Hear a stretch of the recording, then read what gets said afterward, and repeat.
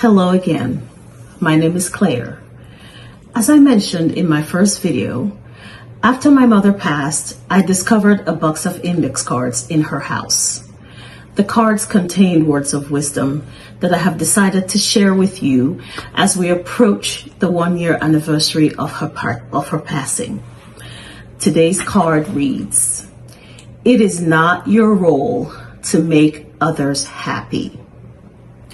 I'm going to hold up the card so that you can see it in her handwriting. For episode 2, the card reads, "It is not your role to make others happy." As I read these words, it reminded me of the stories my mother told that I think reflect what she was trying to teach us in this card. You see, my mother was the first child of her family and the first daughter. Culturally and spiritually, these roles are very significant. I'm sure a lot of you can relate to this. She told us that from a very young age, she found herself being in a position where she had to care for others, help others, and make immense sacrifices for the benefit of the family.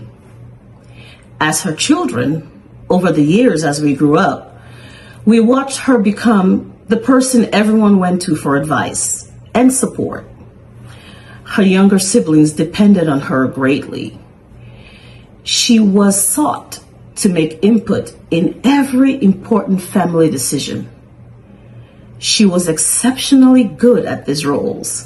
My mother was a natural leader, and she had a very generous heart. But as the years passed, she learned some difficult truths. She learned that no matter how much she gave, no matter how hard she tried, it was impossible to make everyone happy all the time. Sometimes her kindness was taken for granted. Sometimes her kindness caused her to carry burdens that were never hers to carry. And sometimes her efforts to help others cost her her peace. Eventually, she had to learn that loving people and being responsible for their happiness are two very different things. Now, I think my mother was trying to teach us that these words do not mean that we should not care about people, that we should not help people, or that we should not have compassion. That's not what she was trying to say at all.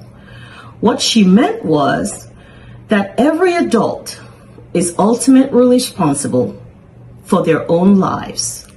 So we should continue to support people. We should pray for them. We should encourage them, but we cannot live their lives for them. You know, after she passed and I read these words, I reflected on them a lot. Because I've realized that in my own life, I may have inherited some of my mother's tendencies to want to make everyone around me happy. I have discovered that sometimes I feel responsible for everyone's problems. I carry everyone's burdens because I want to make everything right for everyone. I want to make everybody happy. But now I'm having to teach myself that sometimes I'm taking on responsibilities that God never intended for me to carry. My mother's words is reminding me that I have to strike a balance between helping others and trying to control what belongs in God's hands.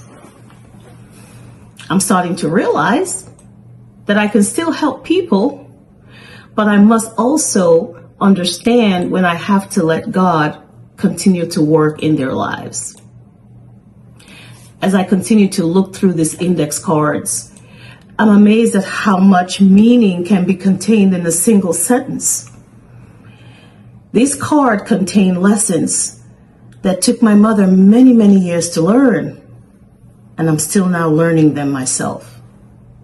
In many ways, these cards remind me that even while our loved ones are no longer with us, the words they taught us, their wisdom, their values, they stay with us and continue to guide us for the rest of our lives. I know some of you can relate to what I'm saying.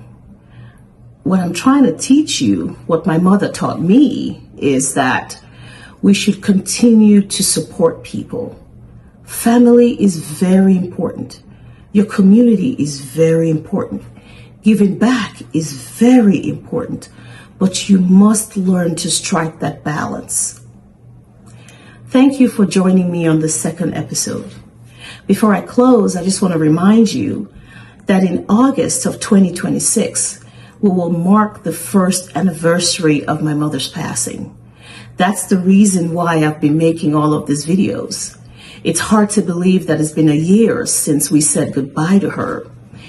But when you love someone who's passed on, some days the grief can be really fresh, and other days we smile as we remember her as though she was still with us. Sometimes we can hear her voice clearly in our heads.